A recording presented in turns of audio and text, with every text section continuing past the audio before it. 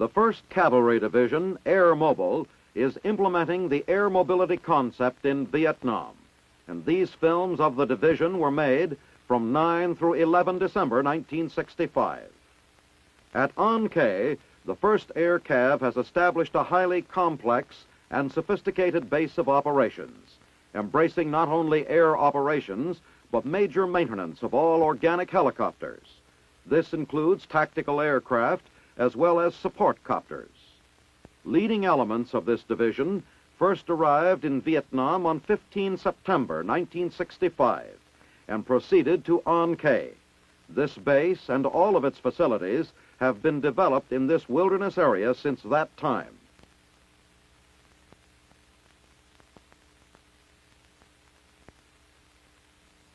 Last summer, on the 1st of July, 1965, the 1st Cavalry Division was designated the 1st Air Mobile Division in the United States Army.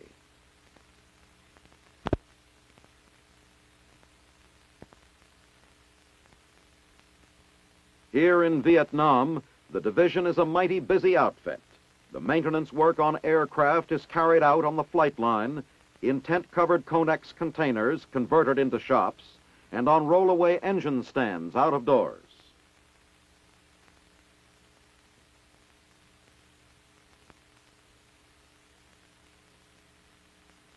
Aircraft upkeep and testing is constant, day after day, to make sure the fleets of choppers are operational at all times.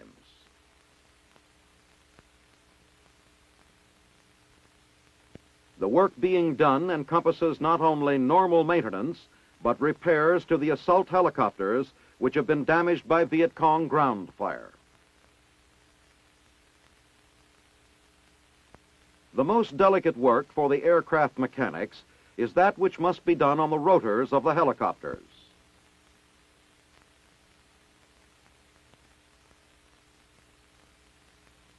Minute adjustments of bearing assemblies and pitch adjustment, along with other critical maintenance, is carried out in the tent-covered shops. This is to keep stray particles of dirt and other foreign matter from blowing onto exposed vital parts.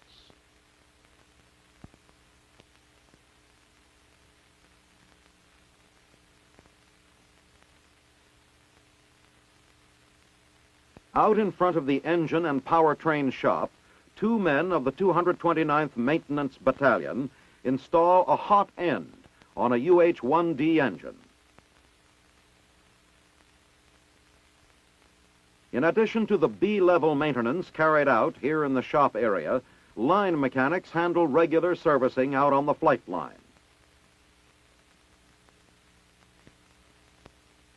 To support this maintenance work, there is a parts supply depot near the shops.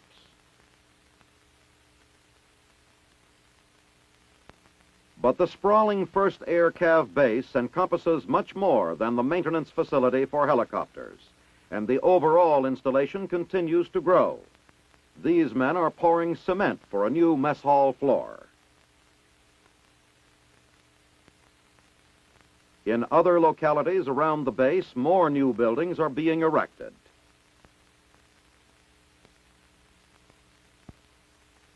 The complex already includes administrative buildings, communications, air ops, and several other structures.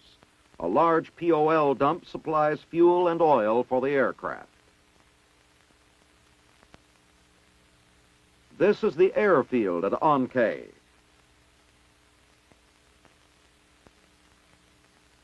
It is the home of the division helicopters and has become known to airmen all over Vietnam as the golf course.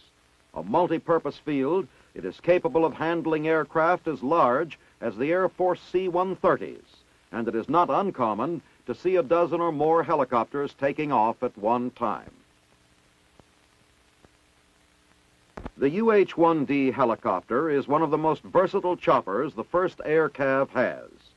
The workhorse of the cargo copters is the big CH-47 Chinook, which is used to deliver everything from troops to field artillery. And there are the smaller helicopters used in recon work and air evacuation of the wounded. Everywhere you look, helicopters fill the landing pads or the air over them.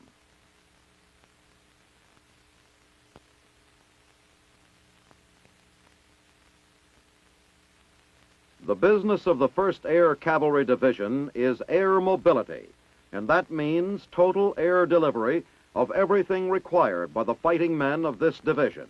Whatever the airlift requirement of the mission may be, there are combat-ready troops and machines here to fulfill that requirement.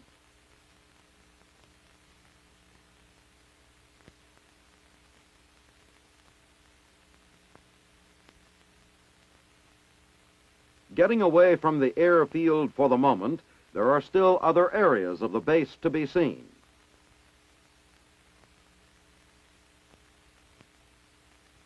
In the division headquarters area, a military museum has been set up. On display here are various types of weapons captured from the Viet Cong during hell-born assaults upon enemy forces by the flying cavalrymen. The communist-made recoilless rifles and other pieces attest to the success of those past airborne missions. Conventional fixed-wing aircraft, such as the CV-2 Caribou, are also used by the division for a number of other chores, requiring more speed than is available with the helicopters. All in all, the control tower personnel here see nearly as much daily air traffic as the control towers of many big U.S. city airports back in the States.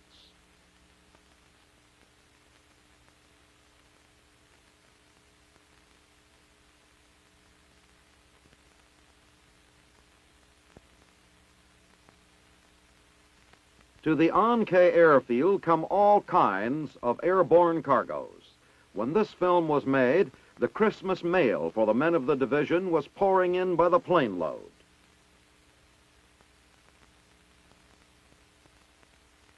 But the big C-130s of the Air Force and the cargo carriers of the 1st Air Cavalry Division bring in every conceivable item of materiel, from vehicles and aircraft parts to containers of aircraft fuel and office supplies, everything and anything that is needed for daily routine, as well as tactical materiel for air assault missions. To handle these heavy loads, the runways and parking strips were surfaced with weatherproof heavy aluminum mats. One of the most interesting helicopters in service with the division is the Sikorsky CH-54A flying crane. It was designed to airlift the heaviest materiel and offers a variety of cargo handling accessories.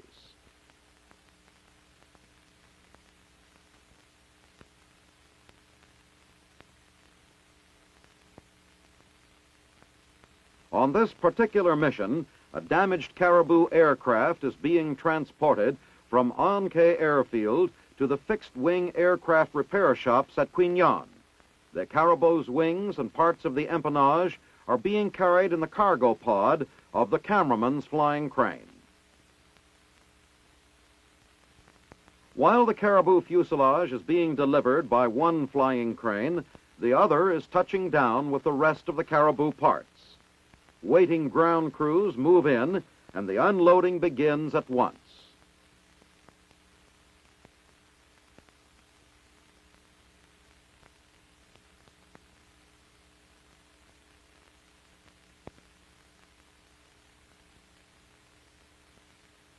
This mission is typical of the daily routine for the big helicranes, and as a matter of fact, the flight crew had barely completed this delivery before they were given a new assignment. An AD-6 Sky Raider had crashed while making an approach at some airfield, and it now had to be airlifted out to a Navy LST in the harbor, which would carry it to Da Nang for repairs.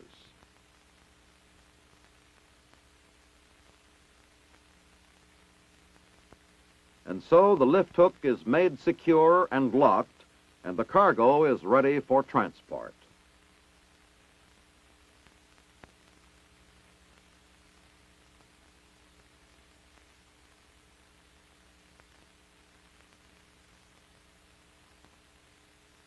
From inside the sky crane, you get a better idea of what it's like to transport a heavy, free-swinging load.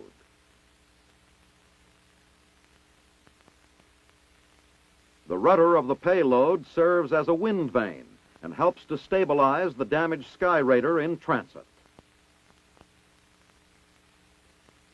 Finally, we are over the LST, and the cargo at the end of the cable is decked.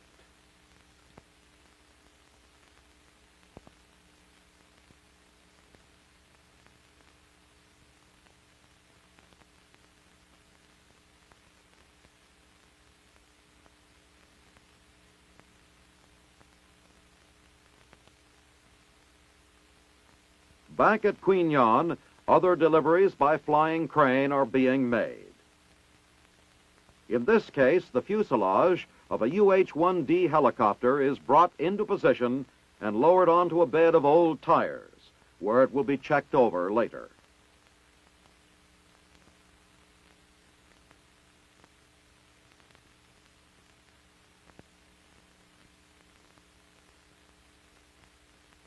Returning to An-Khe and the 1st Air Cavalry Division base, we find the day-to-day activities of the outfit much the same as before their arrival in Vietnam.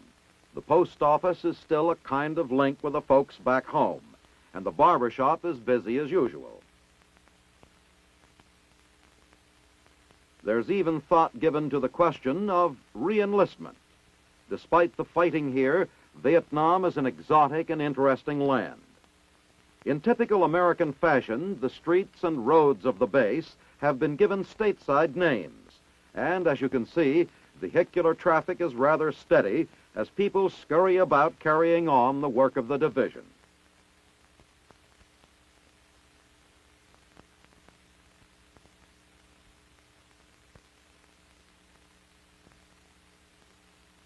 In the days recently before these films were made, the area had been inundated with heavy rainfall, and the roads were in bad condition.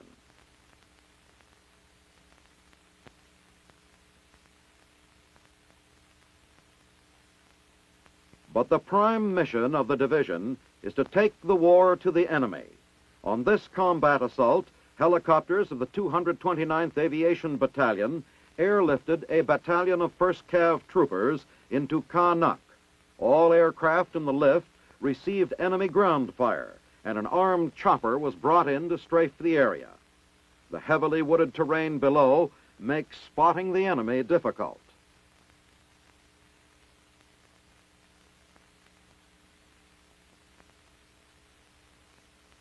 Down there, the Viet Cong have begun firing at us, and our gunners return the fire.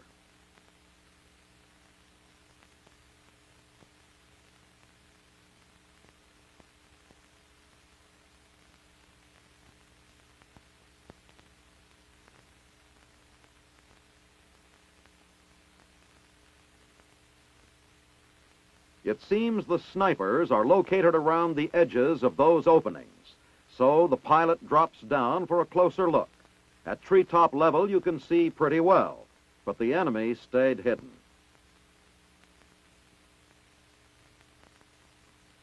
After the first attack by the choppers had ended, they returned to the base for more ordnance and refueling. The full load of rockets and ammo for the M60 has been expended in the effort to eliminate the enemy snipers at the LZ. Evaluating these strikes is difficult because, unlike fixed targets, the Viet Cong guerrillas use the endless jungles of this land as a living screen behind which they evade contact and disappear with amazing swiftness. Fragmentation weapons like these rockets are one answer to the problem of eliminating the Viet Cong snipers once they are pinpointed.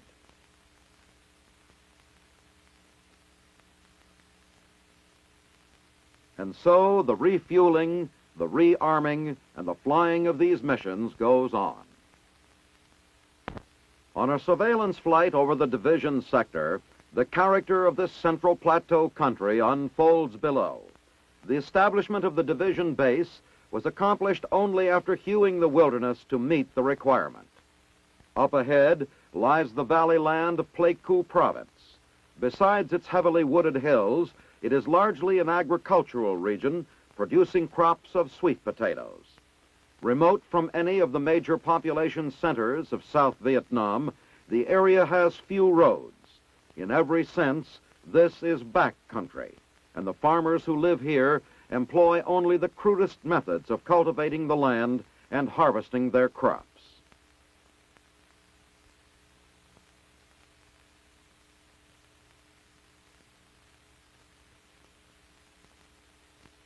The top of Hong Kong Mountain, overlooking An Khe Pass, offers radar cover for the entire area. Where the war is concerned, this type of terrain is to be found over much of South Vietnam between the 15th parallel and the 17th parallel, the Northland of South Vietnam. In this kind of country, embracing jungles and overgrown valleys without roads, the air-mobile striking force of the 1st Cav is at its best. Here, the ground combat troops of the division are deployed against the Viet Cong swiftly and without regard for the unfriendly terrain. Below us, the peaceful village of An Khe belies the continual feverish activity of war, which is taking place at the airfield just beyond.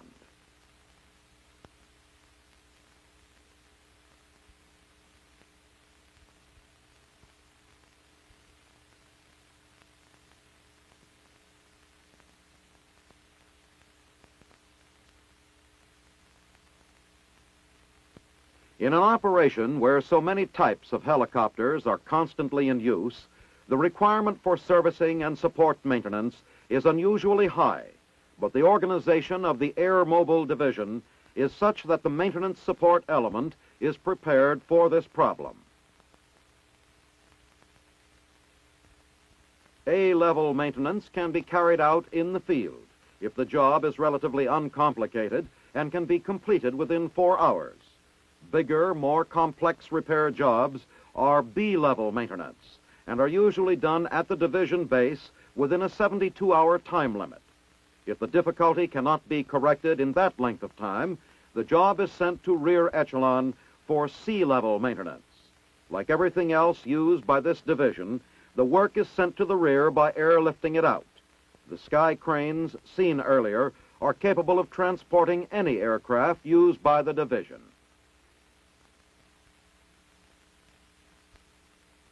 Watching the crowded airspace overhead, you understand more readily the amount of aircraft maintenance being done. As formations of assault helicopters whirl away on their particular missions, other squadrons are returning. Other armed helicopters take to the air to provide fire support for the troop carriers. Then there are the recon helicopters always shuttling back and forth on one mission or another.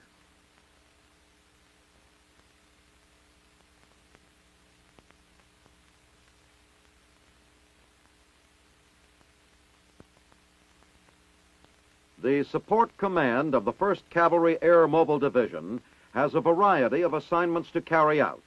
One of the most important is to deliver the division's artillery. With an air assault underway, the gun crew loads a 105 howitzer into a waiting Chinook. It will be flown to a strategic ground position where it can be used to support the assault.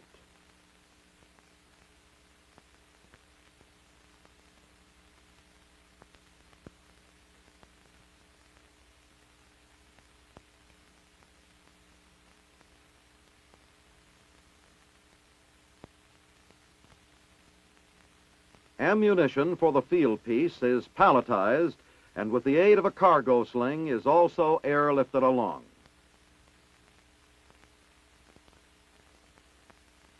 Unloading at the objective is efficiently and quickly accomplished by the highly trained gun crew.